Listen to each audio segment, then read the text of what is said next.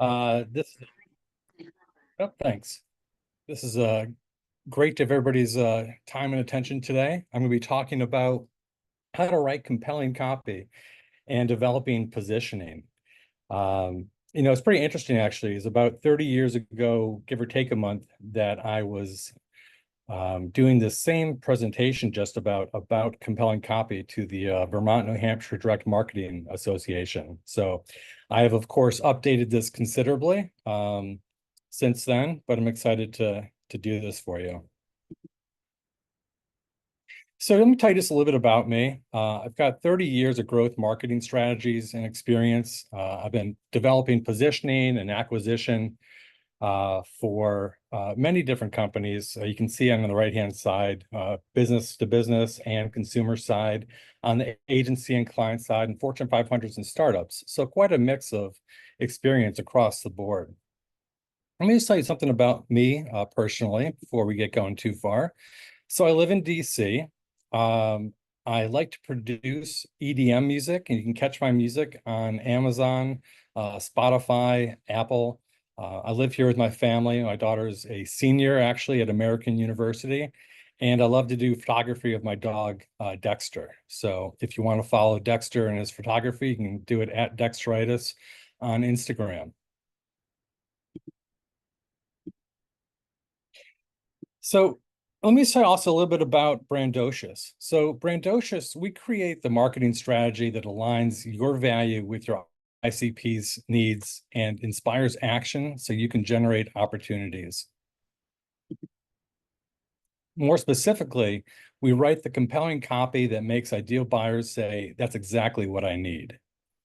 And so that's enough about me and what I do. Let's hop into the agenda here. So what is positioning? We're going to talk about that first, so we all have the same foundation to work from. And then, how do we frame effective positioning? What goes into it? The market research, how do you do it? Why is it important? We're going to talk about AI tips and tools you can use to make this process even more streamlined, creating the positioning statement itself. And then I've got a special offer for you, and we'll have time for questions. So let's do a quick poll here if we can, just show of hands or whatever it might be. Is your brand's positioning the most important aspect of marketing and sales? I ask this to people all the time to try to really understand, what is it that drives their marketing and what do they think drives their marketing? So let's talk about what is positioning, since I asked you that question. Well, positioning is defining how you and your solution is perceived by your target market. And that's everything. That's the value you deliver, who you deliver it for, what it is you deliver, when do you deliver it? Is it timely? Does it take a long time? Does it take longer than other people? And belief that you can deliver. Your personality goes into it for sure. And then your digital impression also makes a huge difference in how people perceive your product and deliverable. So positioning is the foundation of your marketing and sales strategy. It cuts to the heart of everything that you do. Your pitch deck, your elevator pitch, your PR, if you do that, your social media for sure. Not to say that you'll use your positioning strategy or documentation verbatim, but you'll use components of it for sure as you build out your marketing and sales tactics. In fact, positioning is so important, that 8 out of 10 campaigns fail from poor messaging. It's 80% of your marketing budget that's potentially wasted if you're not really making sure that that messaging is really spot on. Effective positioning is never a few of these things, right? All things to all people. I see this all the time. People have a number of ands in their value proposition, especially when it comes to marketing, pay-per-click and display and copywriting and web design.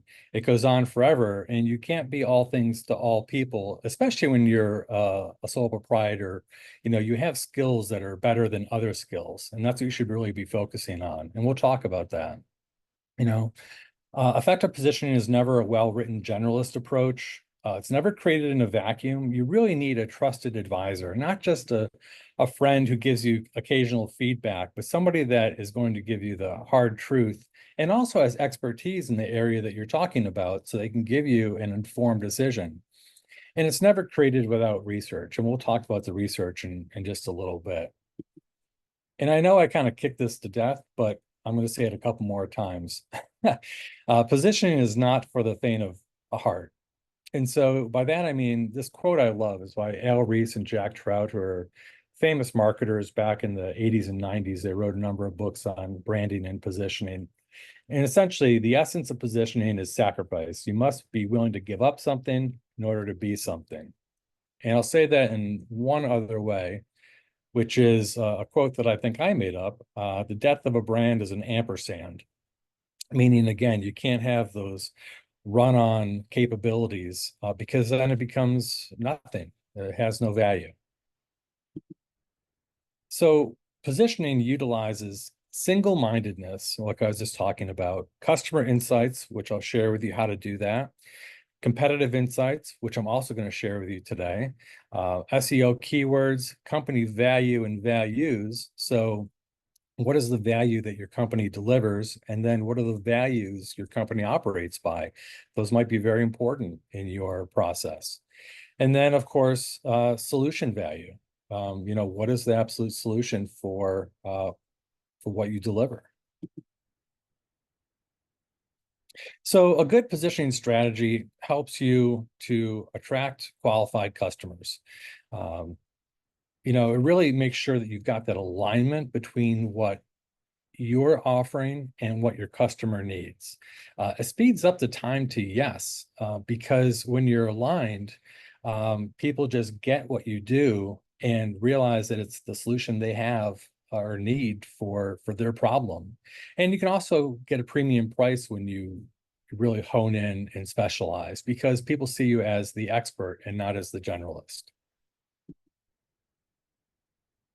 So now, do you think brand positioning is the most important aspect of your sales and marketing? I hope maybe you've changed your opinion a little bit and think that this might be more important than what you were thinking. Let's see a look at a couple of examples. This is a game I like to play called Compelling or Not. And here's a few different positioning statements. Let's just read these real quickly. So we are passionate sales experts in SaaS MedTech. Our deep understanding of the market landscape allows us to provide specific and effective growth strategies. So what do you think? Compelling or not? I'm going to go with not. It has some value to it, but it's pretty generic and doesn't offer a lot of detail. And you'll see one in a minute that does show the detail. So your success is our priority. We take a collaborative approach, understanding your unique needs and goals to deliver customized solutions that drive sustainable growth and maximize value. Compelling or not? Again, it's not bad, but it's not what we're looking for. And I'll show you why. And I'll give you the formula for success in a minute as well. So here's one. We deliver measurable ROI through streamlined manufacturing operations utilizing AI technology. Very specific. Our medical device clients, again, specific medical device clients, have seen an average of a 15% boost in profitability within 6 months. Reason to believe with some validation, right? So that is a pretty compelling positioning statement. Here's my positioning statement.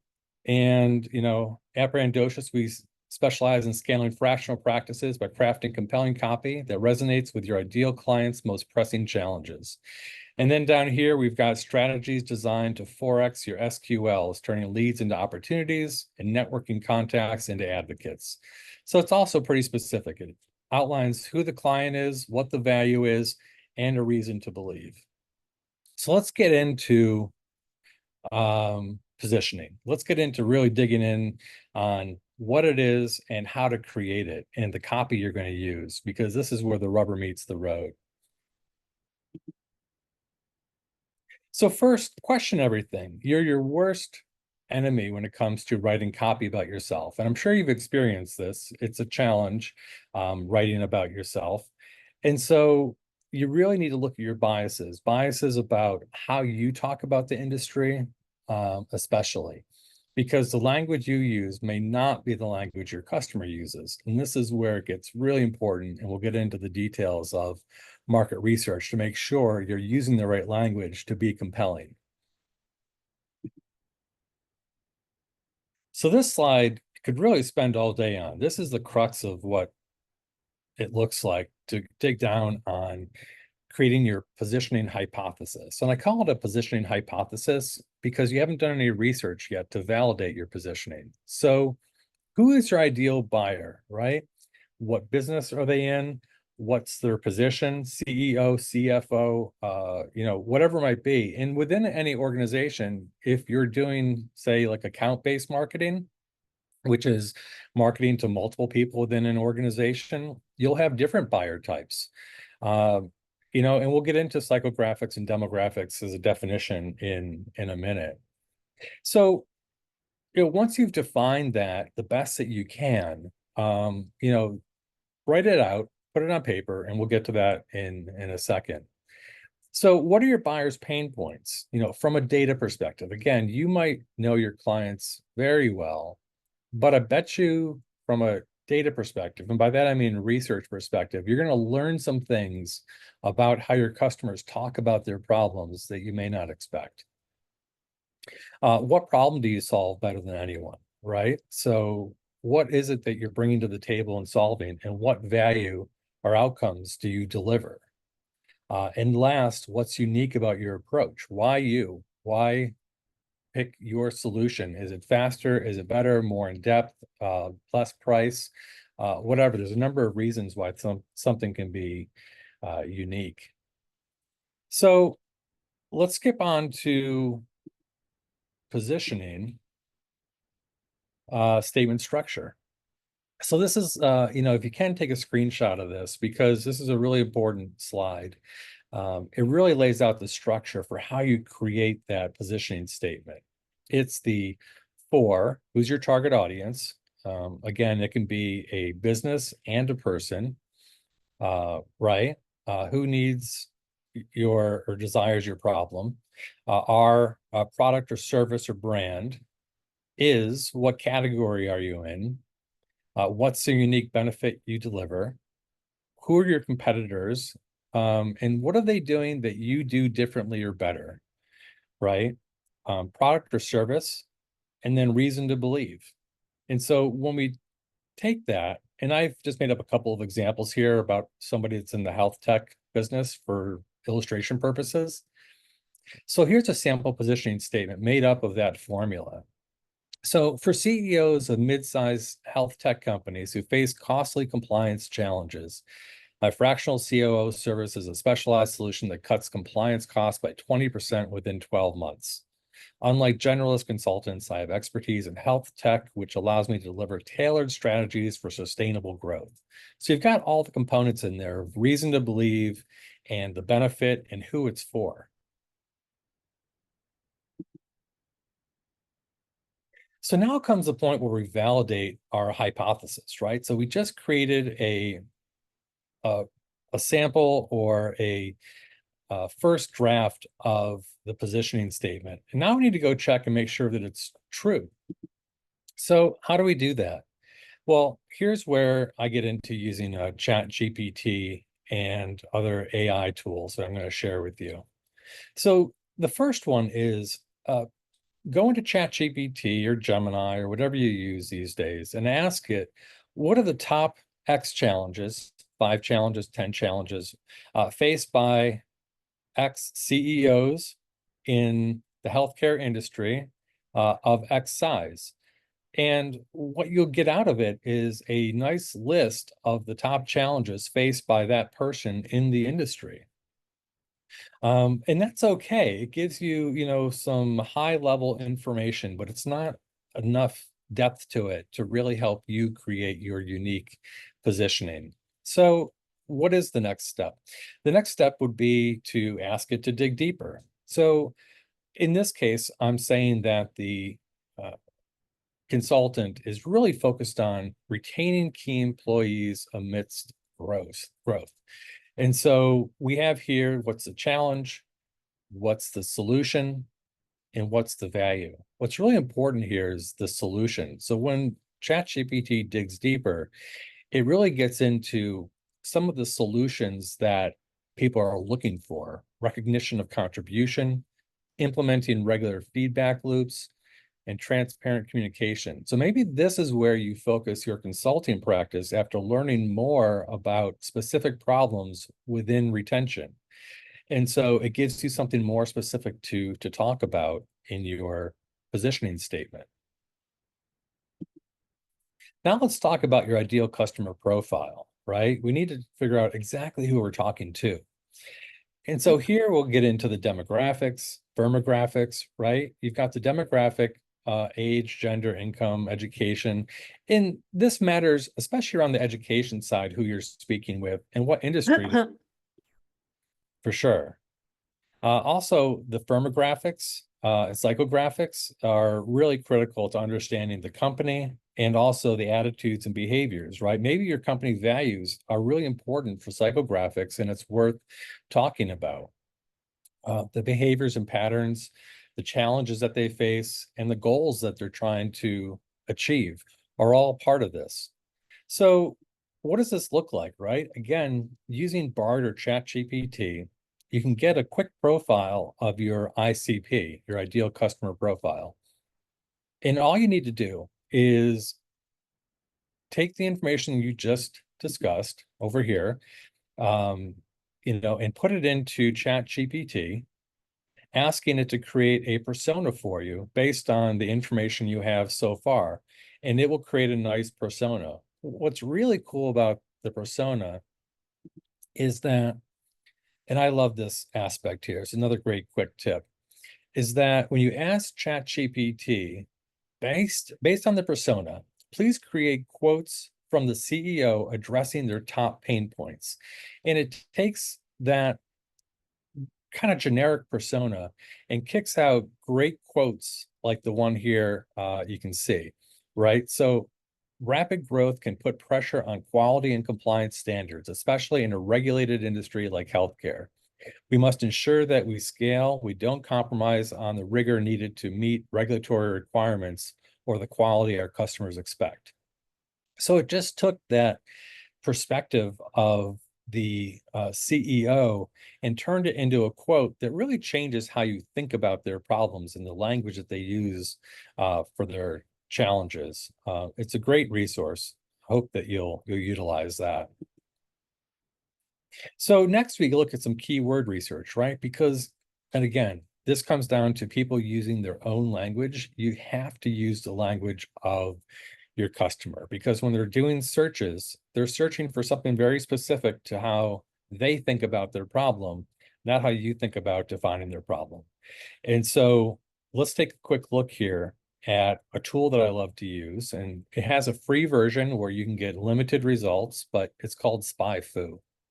And essentially, you can put in a keyword and it'll list all the other keywords related to it. But what's also nice is it gives you like the volume on those keywords, the cost per click if you're thinking about doing a pay-per-click campaign. And also it tells you how many mobile searches were done. So it tells you whether people are on their phone or if they're on their PC. And this matters when you develop your website. So now I've got some keywords we can pay attention to as well. And one of the last sections we have is really around identifying and understand your competition's positioning, right? Y'all use Google every day, I'm sure, but how often do you stop to really look at what your customers or your prospects, what your competitors are doing? And so from a paid perspective, right, you've got search results And this is important. You should go and take a look at these paid competitors and see what they're doing. And what's really cool about this is, let's go back to Spy Foo for a second, because those were all paid ads. Let me go back to this actually for 1 second. These are all paid ads. And so what you don't know at this point is, well, do they work, right? Or do people care about these ads? And so when you use SpyFu, you can go and type in your competitor's URL, and it will spit out for you the ads that they ran. It'll tell you how many clicks those ads had, the cost per click, and when they ran those ads. So it's pretty amazing what level of detail you can get. And you can see how often they're running ads and what the categories are and the keywords that they're using for those ads. And again, what's important is how many clicks you're getting on those ads, right? Because if they're not getting clicks, it's not very effective. And so here you can see what really works and what doesn't. You can also take a look at your organic competitors. And this is important because these are the people that are getting it right from a content perspective and from an SEO perspective. So you can really learn a lot from them from that point of view. So now you've done the market research and you've learned about your ideal customer. You learned about the CEO and their position and what they care about. You have identified the market and the market pain points. You've drilled down on that. And now you can come back here and recheck positioning hypothesis against the data you just recovered. And so, did you clearly define your buyer types? What are your buyers' pain points from a data perspective? Does your solution align with the solution that you're seeing the pain points illustrate for you? Are you speaking their language? Did you get right originally how you described the pain points, or did you learn something new when you did the market research? And what's unique about your approach? Why you? Has any of that changed? So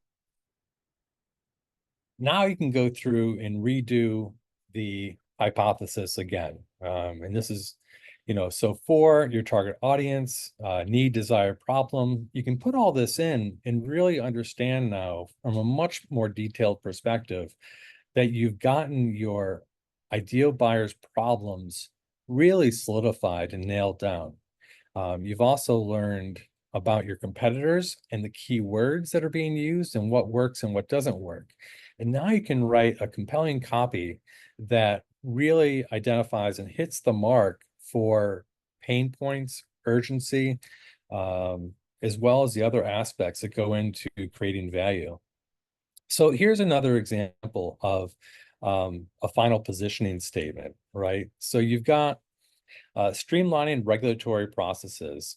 And I won't read this whole thing to you, but again, maybe you want to take a picture of it just because it's a really good positioning statement and it really outlines exactly what needs to be in the positioning statement to make it effective. And remember, you probably won't use this statement necessarily anywhere, right? But you'll use pieces of it. You'll take out the components that you're in the med tech manufacturing industry. Maybe you didn't have that clarified before. You'll talk about the FDA approvals and ISO certifications when you do your strategy for your content strategy.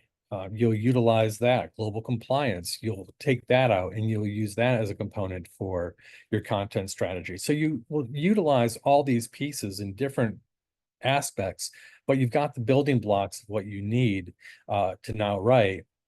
And when you do use this in its entirety, maybe you put it on your website, maybe it's on your LinkedIn profile. People will know what you do and they'll know the solution you deliver, and it'll be in a very compelling way where their next step will be, yes, that's exactly what I need. And that's what we're trying to get to the whole time, is when they read this, they identify with the problem and they see you as the solution. So I hope that was helpful. I went through that rather quickly, but I would love to, get feedback and questions. I just want to tell you quickly about an offer that I've got. the first one is that, I really offer a great complete package. One-to-one strategic consulting. I do the market research for you. I do the whole thing for you, actually. I only need to have a couple of hours of your time to go through and do the deep dive on understanding your value and value proposition that you're currently utilizing. And I'll create the market opportunity identification. I'll find opportunities in the market for you. I will create that ideal buyer persona, develop the brand positioning and strategy and copy, create a tagline, an elevator pitch, and even create the website copy. And then for members here, I am doing a $1,500 bonus at no cost, of course.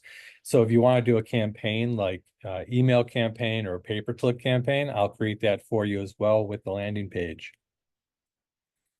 So with that said, and I want to thank you all for listening. I hope you got some great pointers and tips out of this and can now write a more effective value proposition and positioning statement. And if you have any questions, I would love to answer them. And if you want to set up a meeting or visit my website, you can do that right now as well. So if you want to open it up for questions, I am glad to do that.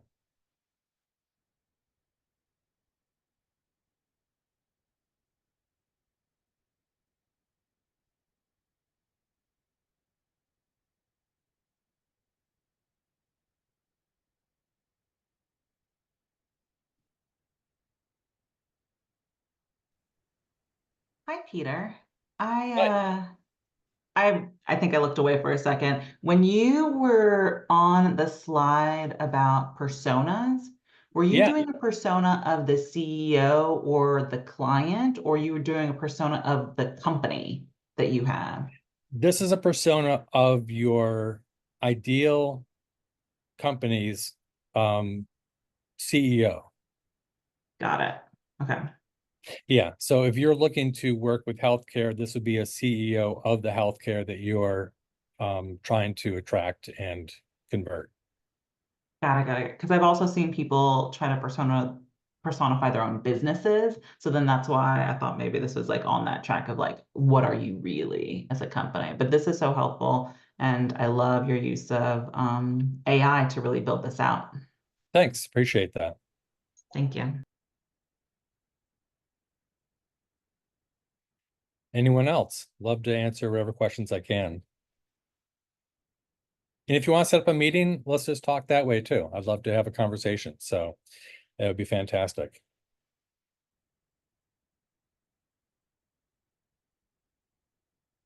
All right.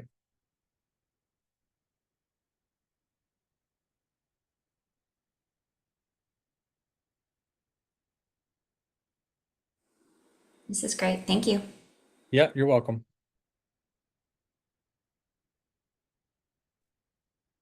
Yeah, this has been super informative and so helpful. Will you be sharing the deck? Yes, it will get shared. I'm not The exactly deck sure will how be it's getting recording shared. both